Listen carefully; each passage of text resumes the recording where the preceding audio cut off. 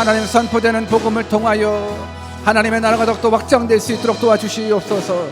주님의 말씀을 방해하는 어둠의 세력은 떠나가게 하여 주시옵시고, 우리 살아 역사하시는 그 하나님, 우리 모두가 말씀으로 만나 뵙기를 원하오니 하나님 영적인 눈과 귀를 열어 주옵소서. 하나님 영적인 눈과 귀를 열어 주셔서 우리 하나님 말씀으로 다 만나게 하여 주시옵소서. 오 하나님 아버지 도와주소서. 우리 성령 하나님 임재하여 주시옵소서. 오 성령 하나님 각 심령 가운데 일하여 주시옵소서. 오 아버지 하나님 말씀을 자랑하는 것이 아니라 하나님의 말씀을 선포합니다. 오 성령 하나님께서 인도하여 주십시오. 오 하나님께서 함께하여 주실 줄 믿습니다. 오 하나님께서 함께하여 주실 줄 믿습니다. 하나님 인도하여 주소서. 하나님 인도하여 주시옵소서. 오 하나님께서 말씀해 주실 줄 믿습니다.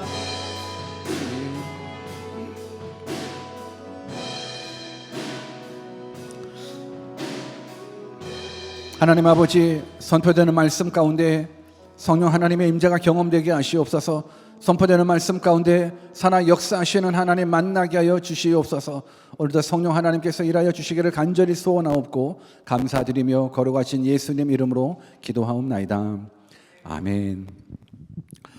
오늘 받으실 하나님의 말씀 같이 보겠습니다. 오늘 받으실 하나님의 말씀은 신약성경 고린도전서 15장 1절에서부터 11절 말씀입니다.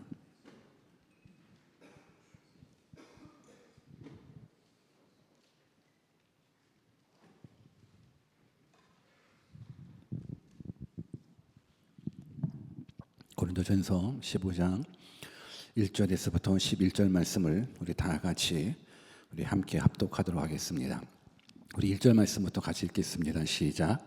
형제들아, 내가 너희에게 전한 복음을 너희로 알게 하노니 이는 너희가 받은 것이요 또 그 가운데 선 것이라. 너희가 만일 나의 전한 그 말을 굳게 지키고 헛되이 믿지 아니하였으면 이로 말미암아 구원을 얻으리라. 내가 받은 것을 먼저 너희에게 전하였노니 이는 성경대로 그리스도께서 우리 죄를 위하여 죽으시고 장사 지낸 바 되었다가 성경대로 사흘 만에 다시 살아나사 게바에게 보이시고 후에 12 제자에게와 그 후에 500여 형제에게 일시에 보이셨나니 그 중에 지금까지 대반이나 살아있고 어떤 이는 잠들었으며 그 후에 야고보에게 보이셨으며 그 후에 모든 사도에게와 맨 나중에 만삭되지 못하여 난 자 같은 내게도 보이셨느니라. 나는 사도 중에 지극히 작은 자라 내가 하나님의 교회를 핍박하였으므로 사도라 칭함을 받기에 감당치 못할 자로다. 그러나 나의 나된 것은 하나님의 은혜로 된 것이니 내게 주신 그 은혜가 헛되이 아니하여 내가 모든 사도보다 더 많이 수고하였으나 내가 아니요 오직 나와 함께 하신 하나님의 은혜로다. 그러므로 내나 저희나 이같이 전파하매 너희도 이같이 믿었느니라. 아멘. 우리 하나님 참 좋으신 하나님, 언제나 좋으신 하나님, 우리 믿음으로 고백했으면 좋겠습니다. God is good all the time. 또한 우리는 하나님의 은혜 없이는 1분 1초도 살 수 없습니다. I'm nothing. 근데 하나님이 함께 하시면 능치 못함이 없습니다. With God, nothing is impossible. 오늘 그 능력의 하나님, 사랑의 하나님, 말씀의 하나님을 오늘 말씀을 통해서 만나시기를 주님의 이름으로 축원합니다. 오늘의 뜻을 정한 인생 349번째 시간으로 복음의 핵심이라는 제목으로 하나님의 말씀을 증거하도록 하겠습니다. 우리 한번 옆에 계신 분들한테 우리 복음의 핵심을 깨달읍시다라고 한번 인사해 볼까요? 시작. 우리 복음의 핵심을 깨달읍시다. 복음의 핵심을 깨닫는 은혜의 시간이 되었으면 좋겠습니다. 우리는 계속해서 고린도 교회를 살펴보고 있습니다. 사도 바울은 고린도 교회 안에 있는 여러 가지 문제들을 또 하나씩 또 찾아가면서 해결해 주는, 또 말씀해 주시는 모습들을 우리가 지금까지 살펴보고 있습니다. 이제 오늘부터 살펴보게 되는 고린도전서 15장은 흔히 부활장이라고 이야기를 합니다. 고린도전서 13장을 우리는 사랑장이라고 이야기를 하듯이 고린도전서 15장은 예수 그리스도의 부활에 대한 모습들을 말씀하기 때문에 부활장으로 많이 알려져 있습니다. 그렇기 때문에 오늘부터 살펴보게 되는 이 고린도전서 15장은 너무너무 중요합니다. 부활에 대한 문제를 다루고 있기 때문에 너무너무 중요합니다. 왜냐하면 부활에 대한 문제는 곧 복음에 대한 문제이기 때문에 그렇습니다. 여러분, 기독교의 핵심은 부활에 있습니다.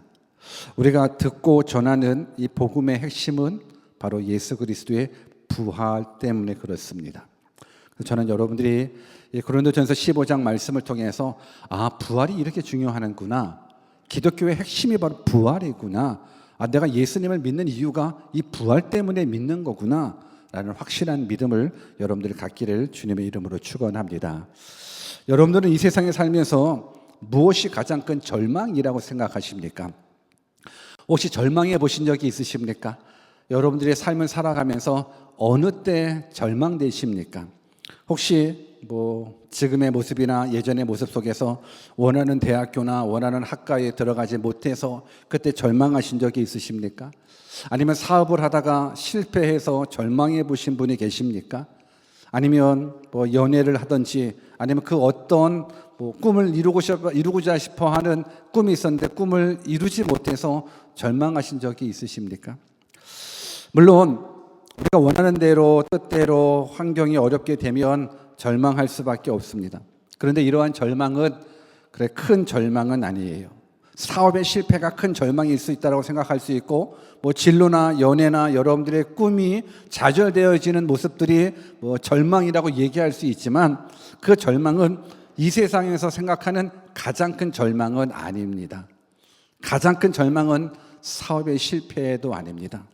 가장 큰 절망은 바로 죽음입니다. 왜냐하면 다른 것들은 다시 시작할 수 있습니다. 그러나 죽음이라는 절망은 다시 시작할 수 없기 때문에 우리 인생을 살아가면서 가장 큰 절망이 있다면 바로 죽음입니다. 그래서 죽음은 두 번의 기회가 있을 수가 없습니다. 죽으면 끝나는 겁니다. 그래서 너무너무 큰 절망이 죽음이에요. 그렇기 때문에 이 모든 것이 끝날 수밖에 없는 이 가장 큰 절망인 이 죽음의 문제만 해결될 수 있다 그러면 이것이야말로 진짜 복된 소식이 되는 거예요. 그래서 죽음의 문제가 해결될 수 있다라는 소식이 바로 굿뉴스가 되는 거예요. 여러분, 죽음이 가장 큰 절망인데 가장 큰 절망의 문제를 해결할 수만 있다 그러면 그보다 더 확실한 복음이 어디 있겠습니까? 그보다 더 굿뉴스가 어디 있겠습니까? 그래서 그 굿뉴스, 그 복음이 무엇이냐면 죽음의 문제를 해결하는 것. 그 죽음의 문제를 해결하는 부분들이 무엇인가? 부활에 달려있다라는 거예요. 그래서 우리가 지금부터 살펴보게 될 고린도전서 15장 말씀은 우리 예수 믿는 사람들에게 있어서는 들어도 되고 안 들어도 되는 말씀이 아니라 꼭 들어야 되는 말씀인 겁니다. 그래서 한번 우리 옆에 계신 분들한테 오늘은 정신 차리고 드립시다 한번 인사 한번 해볼까요? 오늘은 정신 차리고 한번 들어봅시다. 시작. 다시 한번. 오늘 딴 생각하면 큰일 납니다. 시작. 오늘 딴 생각하면 큰일 납니다. 너무너무 중요한 거기 때문에 복음의 핵심이 이 말씀 가운데 있기 때문에 그렇습니다. 이제 한 절 한 절 하나님께서 허락해 주시는 그 말씀들을 읽어가면서 복음의 핵심들을 깨달아 보는 시간 갖기를 원합니다. 우리 본문 1절 말씀 같이 한번 읽어볼까요? 크게 한번 읽어봅시다. 시작. 형제들아, 내가 너희에게 전한 복음을 너희로 알게 하노니 이는 너희가 받은 것이요 또 그 가운데 선 것이라. 형제들아, 내가 너희에게 전한 복음을 너희로 알게 하노니. 여러분, 고린도 교회는 사도 바울이 전한 복음을 받고 그 복음 위에 세워진 교회예요. 그래서 지금 사도 바울은 고린도 교회에게 형제들아, 내가 너희에게 전하는 이 복음을 너희가 좀 알았으면 좋겠다. 그리고 너희가 받아들 복음은 바로 이 복음이다. 너희가 서 있는 이 모습, 결국 이 복음 위에서 서 있어야 된다. 그래서 사도 바울은 내가 전한 복음, 사도 바울이 전한 복음 위에 고린도 교회가 세워졌다라는 것. 근데 고린도 교회에만 세워지는 부분들이 아니라 사도 바울이 전한 그 복음으로 말미암아서 우리 대흥교회 공동체도 세워져야 되는 거고, 사도 바울이 전한 그 복음으로 말미암아 여러분들 인생도 세워져야 되는 거예요. 그러면 사도 바울이 받은 복음이 무엇인가요? 사도 바울이 전하는 그 복음이 무엇일까요? 우리 갈라디아서 1장 11절과 12절을 같이 읽어볼까요? 같이 읽습니다. 시작. 형제들아, 내가 너희에게 알게 하노니 내가 전한 복음이 사람의 뜻을 따라 된 것이 아니라 이는 내가 사람에게서 받은 것도 아니요 배운 것도 아니요 오직 예수 그리스도의 계시로 말미암은 것이라. 사도 바울이 고린도 교회에게 전한 그 복음은 어떤 복음이냐면 성경에 말씀하는 것, 내가 사람에게서 받은 복음이 아닌 거예요. 누군가에게서 받은 복음이 아니에요. 사람의 뜻에 따라 만들어진 복음도 아니에요. 사도 바울이 전한 그 복음이 어떤 복음이에요? 오직 예수 그리스도의 계시로 말미암는 복음. 그러니까 사도 바울은 부활하신 예수님을 통해서 받은 그 복음을 가지고 고린도 교회에게 증거했다라는 거예요. 사람의 뜻으로 만들어진 복음이 아니에요. 사람이 계획해서 만들어진 그런 복음이 아니에요. 그 누군가한테 받은 것이 아니라 하나님이신 구원자이신 예수님으로 말미암아 받은 그 복음을 가지고 고린도 교회에게 증거했다라는 부분들. 여러분, 부활하신 예수님께로부터 받은 그 복음, 이 복음이 진짜 복음인 겁니다. 이 복음이야말로 진짜 복음인 거예요. 바울은 예수님께로 받은 그 복음을 그대로 고린도 교회에게 전했습니다. 여러분, 교회는, 우리 그리스도인들은 다른 사람들에게 받은 복음을 전하는 것이 아니고 내가 생각하고 내가 만들어낸 내 가치로 만들어낸 복음을 전하는 것이 아니라 예수님에게 받은 복음을 전해야 되는 거예요. 이게 사도 바울의 사명이고 이게 교회의 사명이고 이게 우리 그리스도인들의 사명인 거예요. 내 생각을 전하는 것이 아니에요. 그리스도께 받은 복음을 전하는 거예요. 저는 여러분들이 다 그런 사람이 되었으면 좋겠습니다. 우리 한번 옆에 계신 분들한테 예수님께로 직접 복음을 들읍시다라고 한번 인사해 보실래요? 시작. 예수님께로부터 직접 복음을 듣는 거예요.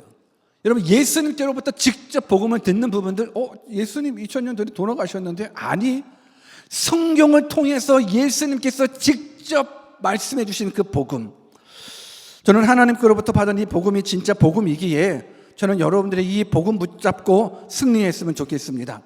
인간이 만들어낸 복음이 아니라 성경이 말씀하고 계시는, 하나님이 말씀하고 계시는, 구원자가 말씀하고 계시는 이 복음을 붙잡고 여러분들의 인생 승리했으면 좋겠습니다. 오늘 우리들의 믿음은 바른 복음 위에 세워져 있어야 되는 거예요. 다른 사람의 가치관 위에 세워져 있는 것이 아니고 다른 사람들이 말하는 그 말로 말미암은 복음이 아닌 성경이 말씀하시는 것.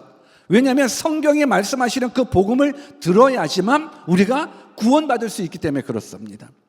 그 누구의 말이 아니에요. 성경이 말씀하시는, 예수님이 말씀하시는 그 복음을 들어야 어떻게 구원받을 수 있기 때문에 그래요. 본문 2절을 같이 한번 읽어볼까요? 본문 2절 같이 읽습니다. 시작. 너희가 만일 나의 전한 그 말을 굳게 지키고 헛되이 믿지 아니하였으면 이로 말미암아 구원을 얻으리라. 여러분, 너희가 만일 나의 전한 그 말이 뭐예요? 예수님께로 직접 받은 그 복음인 거예요.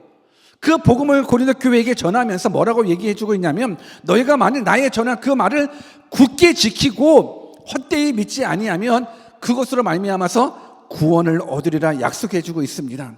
오늘날 그 복음을 들었음에도 불구하고 굳게 지키지 않는 사람이 있습니다. 그 복음을 들었음에도 불구하고 헛되이 믿는 사람이 있습니다.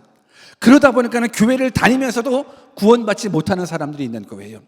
예수님을 믿는다고 하지만서도 그 복음 위에 서 있지 못하고 그 복음을 굳게 지키지 못하고 그 복음을 헛되이 믿다 보니까는 교회를 다녀도 예수님을 믿는다고 얘기는 하지만서도 교회에서 수많은 가지 봉사를 해도 구원받지 못하는 사람들이 있는 거예요. 오늘 사도 바울이 전한 이 복음을 굳게 지키고 헛되이 믿지 아니하면 그로 말미암아 구원을 받게 돼요. 여러분, 굳게 지킨다라는 부분들은 뭔가 하나님을 향한 절대적인 믿음을 가지고 믿음에 반응하는 부분들이 있는 거예요. 굳게 지킨다라는 부분들은 액션이 필요한 거예요. 마음만 지키는 부분들이 아니라 그 마음은 삶 가운데 나타나야 되는 거거든요. 굳게 지킨다라는 건 하나님을 향한 절대적인 믿음을 가지고 환경에 반응하지 않고 믿음에 반응하는 거예요. 복음에 반응하는 것, 복음의 능력을 경험하는 부분들인 거예요. 헛되이 믿지 말라라는 것도 그냥 의미 없이 생각 없이 받지 말라라는 거예요. 내 신념이나 내가 가지고 있는 가치로 만들어진 그 복음이 아닌 하나님의 말씀을 확실하게 듣고 그 말씀 그대로 붙잡고 말씀에 반응하며 살라라는 부분들인 거예요. 근데 교회를 다니면서도 복음을 들으면서도 이 믿음을 굳게 지키지 못해요. 이 믿음 생활 헛되이 믿고 있는 부분들이 참 많아요. 왜 그런가? 사람들이 생각하는 이 복음을 착각하기 때문에 그래요. 많은 사람들은 복음이라 그러면 복을 가져다 주는 소식 정도로만 생각해요. 물론 맞습니다. 복음은 복을 가져다 주는 소식이에요. 복된 소식이 바로 복음이죠. 그런데 예수님께서 말씀하시는 그 복은 뭐냐면 이 세상에서의 잘 먹고 잘 사는 복을 예수님께서 말씀한 것이 아닌데, 근데 많은 사람들은 복음이라는 건 예수님 믿고 잘 되는 거구나, 예수님 믿고 부자 되고 예수님 믿고 병고침 당하고 병고침 받고 예수님 믿고 그냥 형통하는 것, 그래서 내가 예수님 믿는 것, 이런 부분들이 너무나 많은데 이 복음은 이 부분이 바로 헛되이 믿게 되는 거예요. 복음을 듣기는 들었지만 예수님께서 원하시는 건 천국 복음이고 예수님께서 말씀하시는 건 우리들에게 영원한 생명이 있으니까는 너희들 죄 사함 받고 영원한 생명 누리자, 천국 가자, 천국 복음을 증거했는데 이 세상 사람들이 복음을 받아 듣기로 예수님 믿으면 그냥 이 세상에서 복 받는 거구나. 물론 예수님 잘 믿으면 이 세상의 복도 허락되어 있어요. 그러나 궁극적인 복은 이 세상에 국한되어 있는 것이 아니에요. 궁극적인 복은 저 현세적인 복이 아니라 내세적인 복이에요. 여러분들 영생에 있음을 믿으십니까? 이걸 믿어야 그리스도인인 거예요. 아무리 교회를 다니고 집사님이 되고 권사님이 되고 장로님이 되고 목사님이 된다 할지라도 나는 영생에 있음을 못 믿겠는데, 그러면 그리스도인이 될 수가 없는 거예요. 그리스도인들은 영생에 있음을 믿는 사람들인 거예요. 그리스도인들은 천국과 지옥이 있다라고 확실하게 믿는 사람인 거예요. 그리스도인들은 이 세상이 다가 아니라 영원한 생명이 있다라고 믿는 사람인 거예요. 여러분들 그리스도인이십니까? 여러분들 예수님 믿으십니까? 여러분들 영원한 생명이 있다라고 믿으십니까? 영생을 소유하셨습니까? 여러분, 영생을 소유한 사람은요, 이 세상의 일이 그렇게 커 보이지 않아요. 영생을 소유한 사람들은 이 세상에서 벌어지는 수많은 사건, 사고들, 내 삶 가운데 경험되어지는 수만 가지의 일들이 그렇게 큰 모습으로 다가오지 않아요. 왜? 영생을 소유했기 때문에 그래요. 그래서 영생을 소유한 사람들은 이 세상의 문제 가지고 그렇게 넘어지지 않아요. 이 세상의 문제 가지고 그렇게 절망하지 않아요. 근데 한번 생각해 보십시다. 영생을 소유한 여러분들의 지금의 기도 제목이나 지금의 고민이나 지금의 갈등이 어떤 모습입니까? 지금 여러분들이 가지고 있는 그 문제가 이 세상의 것입니까? 아니면 정말로 내가 하나님의 나라를 확장시켜야 되는데 나의 영적인 성장을 위해서, 성숙을 위해서 내가 어떻게 하면 되지? 이런 고민을 하십니까? 아니면 내일 일을 염려하십니까? 뭐 먹고 살지? 어떤 직장을 가야 되지? 내 삶 속에서 벌어지는 수만 가지 갈등들, 고민들 다 이 세상에 있는 것 아닙니까? 여러분들 이 세상을 살면서 왜 한숨 지십니까? 정말로 내가 이렇게 성장하지 못하는, 내가 하나님을 믿고 있으면서도 불구하고 왜 이렇게 죄만 짓고 있지? 영적인 모습 속에서 한숨 지시는 분 계십니까? 아니면 우리들의 한숨이 다 이 세상의 문제 때문에 한숨 지십니까? 이것도 안 되고 저것도 안 되고 이것도 안 되고 그것도 안 되고, 저는 여러분들의 한숨이 이 세상에 대한 한숨이 되지 않았으면 좋겠습니다. 영생을 소유했다 그러면 이 세상의 문제는 작은 모습인 거예요. 심지어 가난에 대한 문제도, 심지어 죽음에 대한 문제도, 심지어 질병에 대한 문제 또한도 이 세상에서 벌어지고 있는 모든 문제들은 내 삶 가운데 그렇게 크게 작용되지 않아야 돼요. 이게 그리스도인이에요. 이게 영생을 소유한 자의 모습인 거예요. 그런데 영생을 소유했다고는 하지만서도 늘상 고민하고 넘어지고 쓰러지는 건 이 세상의 문제 때문에. 그래서 지금 사도 바울이 전한 그 복음을 들었으면 좋겠습니다. 사도 바울이 전한 그 복음, 그 간절하게 내가 전한 복음을 좀 알았으면 좋겠다. 내가 전한 그 복음을 너희들이 좀 굳게 믿었으면 좋겠다. 헛되이 믿지 않았으면 좋겠다라는 것. 그러면 그 사도 바울이 전한 그 복음이 무엇일까요? 우리 3절과 4절을 같이 읽어볼까요? 같이 읽습니다. 시작. 내가 받은 것을 먼저 너희에게 전하였노니 이는 성경대로 그리스도께서 우리 죄를 위하여 죽으시고 장사 지낸 바 되었다가 성경대로 사흘 만에 다시 살아나사. 이게 복음이에요. 이게 복음의 핵심이에요. 내가 받은 것을 먼저 너희에게 전하였노니. 누가 받았어요? 사도 바울이. 누구한테? 예수님께. 내가 받은 것을 먼저 너희에게 전하였노니 이는 성경대로 그리스도께서 우리의 죄를 위하여 죽으시고 장사 지낸 바 되었다가 성경대로 사흘 만에 다시 살아났다라는 것. 여러분, 사도 바울이 전한 이 복음은 성경대로 예수님 죽으셨다라는 거예요. 성경대로 예수님 장례 치르고 성경대로 예수님 부활하셨다라는 거예요. 여기에서 우리는 참된 복음을 깨달아야 돼요. 여러분, 복음은 어느 날 갑자기 급조된 것이 아니에요. 어느 날 갑자기 만들어진 것이 아니에요. 어느 날 갑자기 우연처럼 만들어진 것이 복음이 아니에요. 복음은 성경대로 예수님께서 이 땅에 우리를 위해서 오셨고, 성경대로 예수님께서 십자가에 죽으셨고, 성경대로 예수님께서 다시금 부활하셨다는 것. 여러분, 성경대로라는 부분들을 생각하면서 뭘 깨달으셔야 되냐면 하나님의 주권을 깨달으셔야 되는 거예요.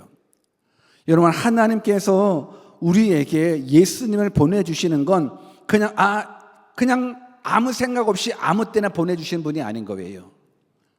성경대로라는 부분들은 모든 인류의 주권을 가지고 계신 분이 하나님이신데, 그 하나님께서 역사와 환경을 주관하시는 그 하나님께서, 우리들의 생사화복을 주관하시는 그 하나님께서 성경대로라는 부분들은 모든 부분들을 계획해 놓으셨다는 거예요.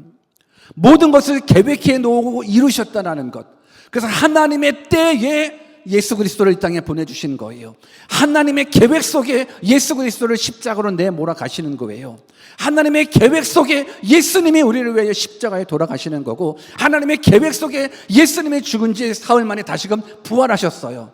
이것이 성경대로라는 부분들인 거예요. 여러분, 성경은 창조가 기록되어 있어요. 성경은 종말이 기록되어 있어요. 여러분, 창조부터 마지막까지 기록되어 있는 이 성경, 모든 역사를 주관하시는 그 하나님, 그래서 예수님께서 이 땅에 오신 그 모든 부분들은 하나님의 계획 속에 있다라는 것. 하나님이 우리들을 구원하시기 위해서는 창세전에 창조로부터 계획해 놓으셨다라는 것. 우연히 만들어지는 것이 복음이 아니에요. 우리 창세기 3장 15절을 같이 읽어볼까요? 같이 읽습니다. 시작. 내가 너로 여자와 원수가 되게 하고 너의 후손도 여자의 후손과 원수가 되게 하리니 여자의 후손은 내 머리를 상하게 할 것이요 너는 그의 발꿈치를 상하게 할 것이니라 하시고. 이것이 뭐냐면 성경대로 예수님 이 땅에 오신다라는 거예요. 이 말씀이 무엇이냐면 성경대로 예수님께서 죄의 권세를 이기신다라는 거예요. 이 말씀은 성경대로 우리의 구원자이신 예수님께서 이 땅에 오셔서 사망 권세를 이기신다라는 거예요. 지금 내가 너로 여자와 원수가 되게 하고, 이 말은 뭐냐면 하나님께서 아담과 하와를 창조하셨습니다. 그리고 먹지 말라 하는 그 선악과를 아담과 하와가 따먹었어요. 마귀로 말미암아서 따먹었어요. 그래서 마귀에게 내려지는 형벌 가운데 내가 너로 여자와 원수가 되게 하고, 그러면서 너의 후손도 여자의 후손과 원수가 되게 하리니 여자의 후손이 내 머리를 상하게 할 것이요. 여러분, 여자의 후손이라는 건 유대인들에게 있어서는 있는 사상이 아닙니다. 여자의 후손은 있을 수가 없습니다. 남자의 후손만 존재하게 되어 있습니다. 모든 족보, 모든 계보들은 남자에 의해서 이끌어지는 거지 여자의 족보는 있을 수가 없습니다. 여자를 무시해서가 아니라 그냥 그 모습 속에서는 남자들에 의해서 족보가 이어지는 거니까. 그래서 여자의 후손은 내 머리를 상하게 할 것이요 여자의 후손은 절대 있을 수가 없어요. 근데 여자의 후손인 한 분이 계십니다. 누구십니까? 예수 그리스도이십니다. 동정녀 마리에게 탄생하신 예수님이십니다. 모든 인간들은 다 남자의 씨앗으로 말미암아서 태어났습니다. 그런데 예수님은 남자의 씨로 말미암아 태어난 것이 아닙니다. 성령으로 말미암아서, 동정녀로 말미암아서 태어난 것. 그 여자의 후손이 내 머리를 상하게 할 것이라 하나님께서는 아담과 하와가 범죄하고 네가 정령 죽으리라는 그 죽음 앞에서 우리를 향한 구원의 계획을 세워놓으셨다는 겁니다. 성경대로 예수 그리스도께서 이 땅에 오시고 성경대로 사망 권세를 이기실 거라는 예언이 창세기에 기록되어 있습니다. 이사야서 53장 5절과 6절도 한번 같이 읽어볼까요? 같이 읽습니다. 시작. 그가 찔림은 우리의 허물을 인함이요 그가 상함은 우리의 죄악을 인함이라. 그가 징계를 받음으로 우리가 평화를 누리고 그가 채찍에 맞음으로 우리가 나음을 입었도다. 우리는 다 양 같아서 그릇 행하여 각기 제 길로 갔거늘 여호와께서는 우리 무리의 죄악을 그에게 담당시키셨도다. 여호와께서는 우리 무리의 죄악을 그에게 담당시키셨도다. 그가 누구이십니까? 예수님이십니다. 여러분, 예수님께서 이 땅에 오셔서 우리를 위해서 고통당하시는 것, 그가 찔리면 우리의 허물을 인함이요 그가 상하면 우리의 죄악을 인함이라. 그가 징계를 받음으로 우리가 평안 누리고 그가 채찍에 맞음으로 우리가 나음을 입었도다. 그가 누구십니까? 예수 그리스도이십니다. 하나님께서 계획해 놓으신 구원자 예수 그리스도. 여러분, 우리가 읽은 이 이사야는 예수님이 오시기 전 700년 전에 예언된 말씀인 거예요. 700년 전 이사야를 통해서 예언된 이 말씀인 거예요. 이사야 25장 8절도 같이 읽어볼까요? 같이 읽습니다. 시작. 사망을 영원히 멸하실 것이라. 주 여호와께서 모든 얼굴에서 눈물을 씻기시며 그 백성의 수치를 온 천하에서 제하시리라. 여호와께서 이같이 말씀하셨느니라. 여러분, 제일 큰 절망이 뭐라고 그랬습니까? 죽음이라고 말씀드렸습니다.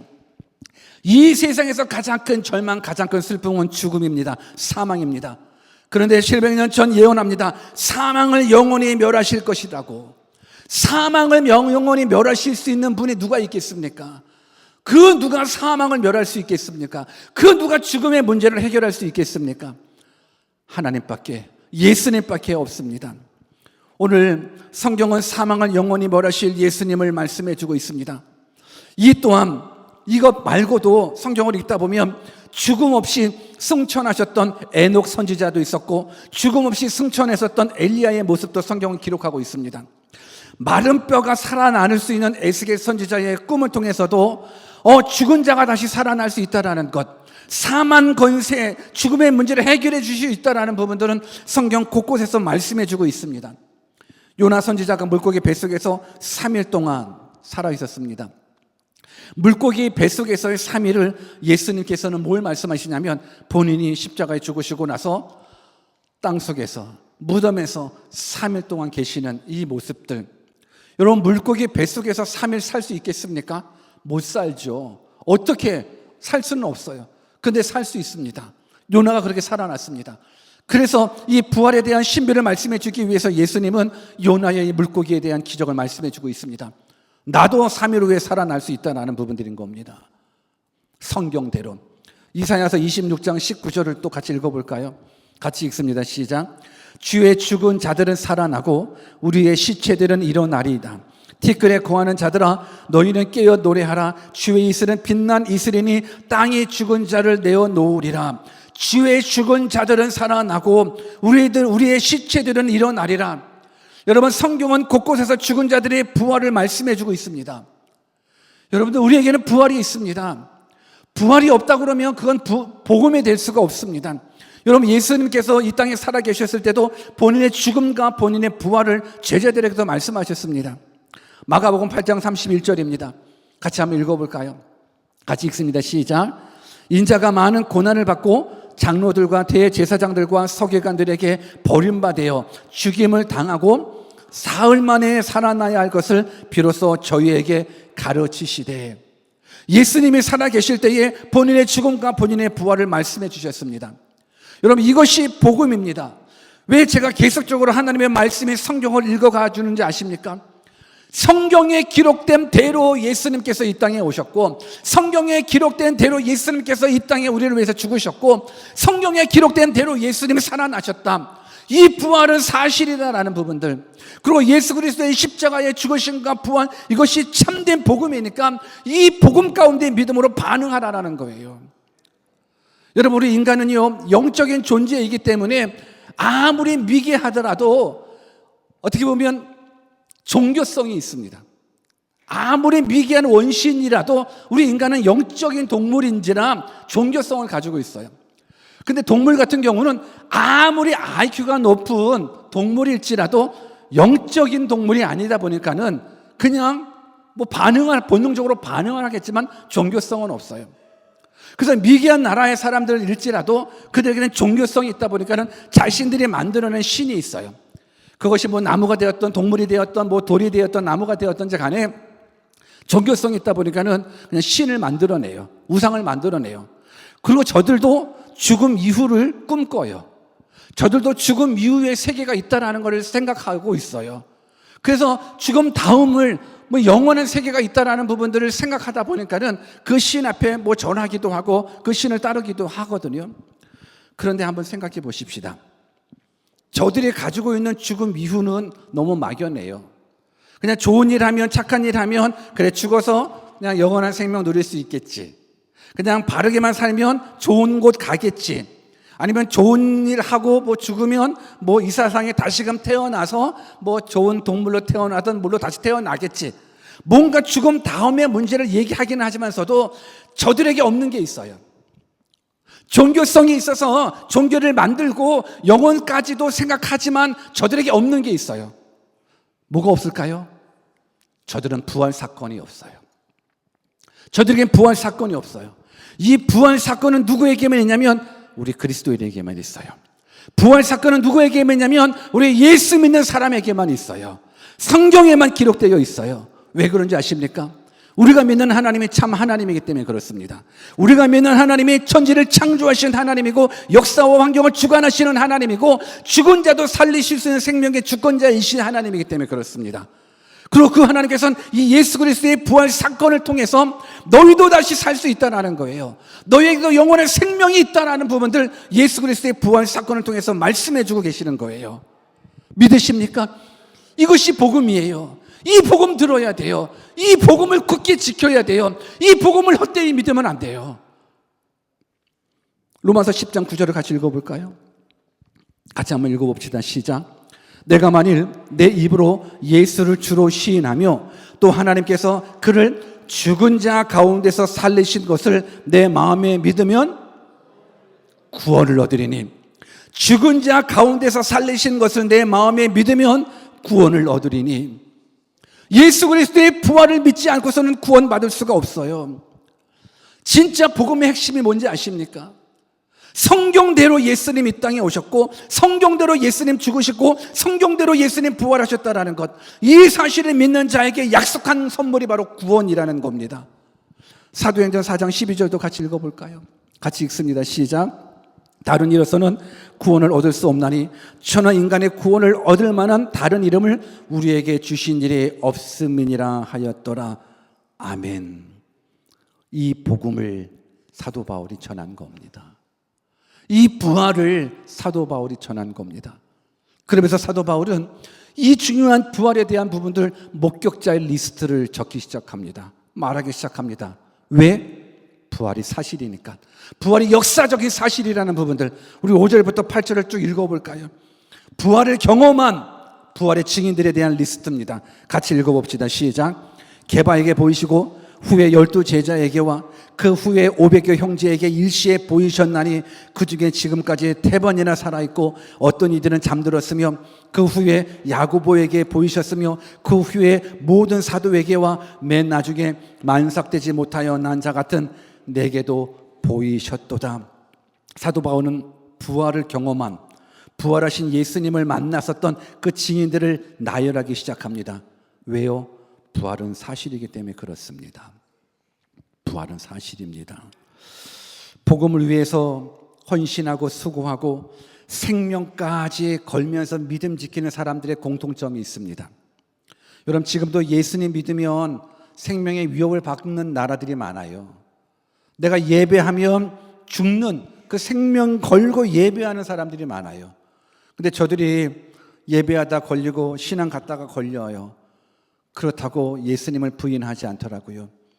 죽으면 죽으리라 그 믿음 굳게 지키더라고요. 그 이유가 뭔지 아십니까? 부활 신앙 때문에 그래요. 부활이 있기 때문에. 죽어도 다시 살 수 있던 부활이 있기 때문에 그들은 어떠한 위협 앞에, 어떠한 핍박, 어떠한 박해 앞에서도 주는 그리스도시요 살아계신 하나님의 아들이라고 고백하게 됩니다.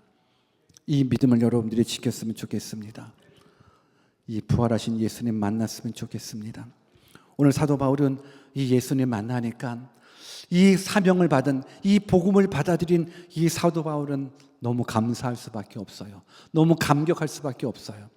그래서 사도 바울이 이러한 고백들을 하게 돼요. 9절부터 11절 같이 한번 읽어볼까요? 같이 한번 읽습니다. 시작.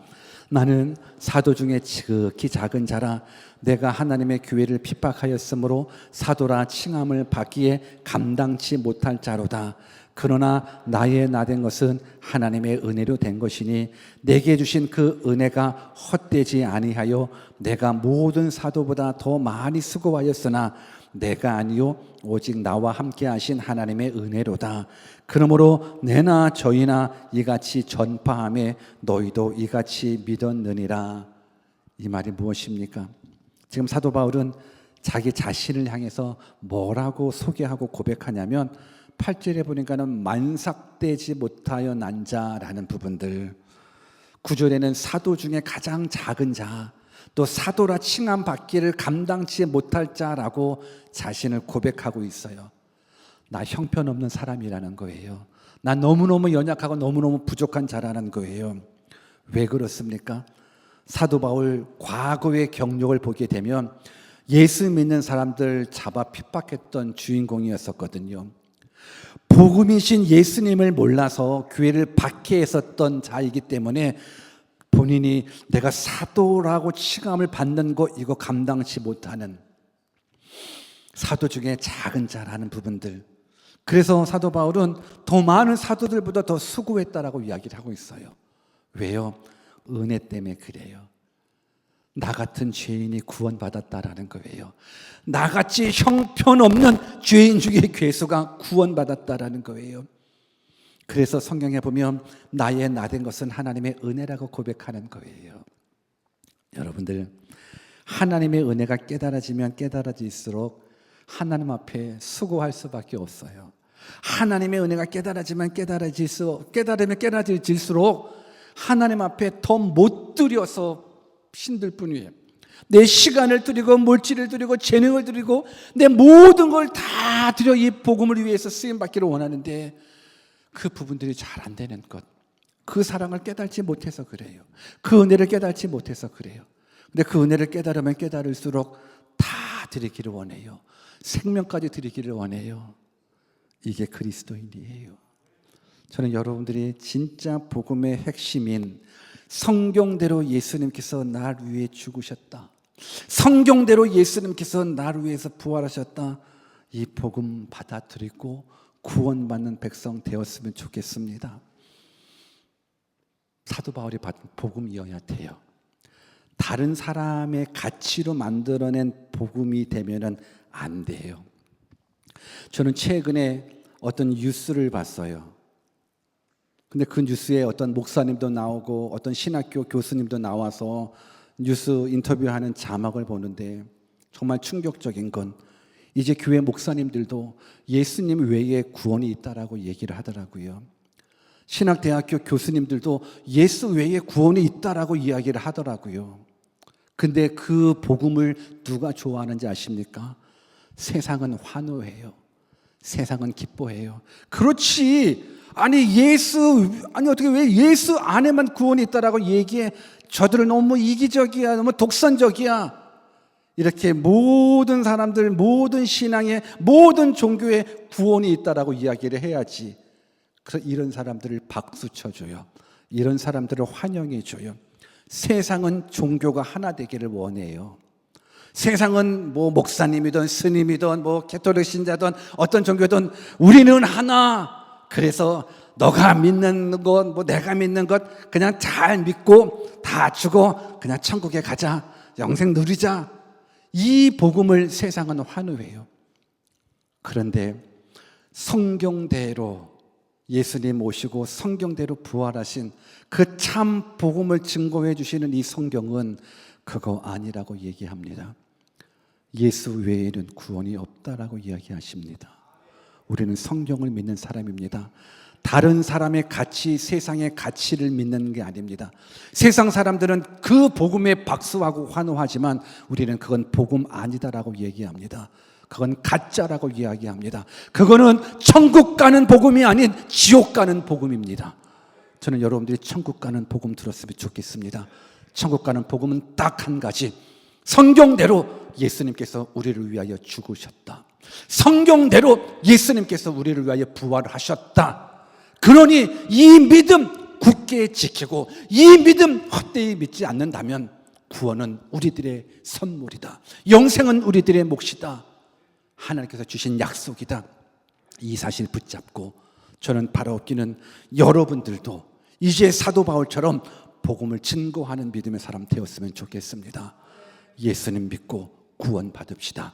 예수님 증거해서 참된 그리스도인 모습으로 살아가는 진짜 그리스도인 되시기를 주 예수 그리스도의 이름으로 축원합니다. 우리 같이 한번 말씀 붙잡고 우리 기도하는 시간 잠깐 갖기를 원합니다.